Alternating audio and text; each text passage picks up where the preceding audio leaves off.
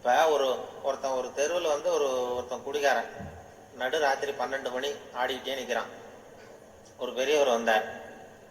இந்த நேரம் அப்படி அநியாயமாக அப்படி ஆடிட்டு நிற்கிறியே, உங்கள் வீடு எங்கடா இருக்குன்னா அண்ணாந்து பார்த்தான். பக்கத்தில் பார்த்தார், ஒரு மாடிப்படி மாதிரி படிப்படியாக இருக்குது. அங்கே ஒரு ரூம் இருக்குது, கதவு இருந்தது. அங்கே தான் இருக்கேன்னா பிடிச்சி இழுத்துட்டு போனார். வாடா உன்னை கொண்டு வந்து வீட்டில் விட்றேன்னா வரமாட்டேங்கிறான். நீ வாடான்னு வலுக்கட்டாயமாக அந்த பெரியவர் அந்த குடிகாரனை பிடிச்சி தரன்னு இழுத்துட்டு போய் மாடிப்படியில் இந்த கதவை திறந்து உள்ள போய் படுறா அப்படின்னா போக மாட்டேங்கிறான். ஒரு வலுக்கட்டாயமாக கழுத்தை பிடிச்சி உள்ள தள்ளி கதவை சாத்தி விட்டு இறங்கி வந்துட்டார். அப்பாடா ஒரு நல்ல காரியம் பண்ணோம். வந்தா இன்னொருத்தன் அதே மாதிரி ஆடிட்டு வரான் கீழே. நீ என்னடா பண்ணேன்னா இவனும் அதே மாதிரி ஆடுறான். சரி வாடா உனக்கு இங்கே தான் நான் அண்ணாந்து பார்த்தான். சரி வா அங்கே தான் தங்கியிருக்கேன்னு பிடிச்சி தரன்னு இழுத்துட்டு போய் கதவு திறந்து போடான்னு அவனும் போக மாட்டேங்கிறான். அவனையும் வலுக்கட்டாயமாக தள்ளிவிட்டு மூடி விட்டு கீழே இறங்கி வந்தார். வந்தா மூணாவது ஆள் ரொம்ப பயங்கரமா ஆடிட்டு வரான். எத்தனை பேருடா இன்னைக்கு இப்படி புறப்பட்டுருக்கீங்க, எல்லாம் அங்கே தான் இருக்கீங்களா அப்படின்னு சொல்லி வாடா மேலேன்னு கூப்பிட்டார்.